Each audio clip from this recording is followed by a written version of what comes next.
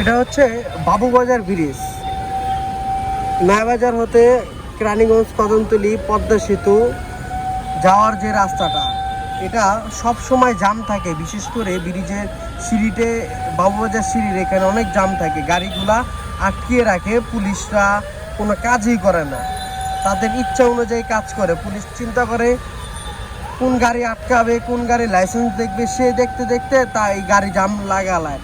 তো আমরা আপনাদেরকে আজকে দেখাবো এই বাবুবাজারের চিত্র, আমাদের সাথেই থাকুন। আমরা ভুক্তভোগী, অ্যাম্বুলেন্স, বিভিন্ন জরুরি সেবা গাড়িগুলো এভাবে জামে পড়ে থাকে। এটা বাবুবাজারের চিত্র। দায়িত্ব কর্মগত পুলিশ থাকার পরও এই রাস্তাটা কেন জাম থাকে, কারণ কি?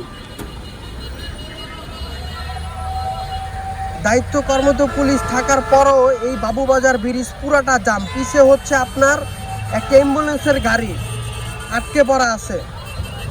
উনি কি মাস্ক পরে আরও যে মাথায় করে খাড়া থাকলেই হবে? তার আগে যে ওনার আগে যে কত গাড়ি দাঁড়ায় আছে, এটা কি আমরা খেয়াল করছি? এই যে দেখেন, এই যে এখানে যে গাড়িগুলো আছে সবগুলা এগুলো গাড়ি থামায় যাত্রী তুলে নেয়। এই কর্মগত পুলিশটা কি করে?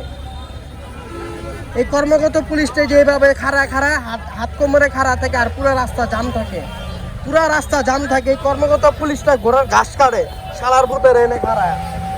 এই যে পুরো রাস্তাটা জাম বানাইছে, চুপ মারো নির্বল আছে খবর আছে।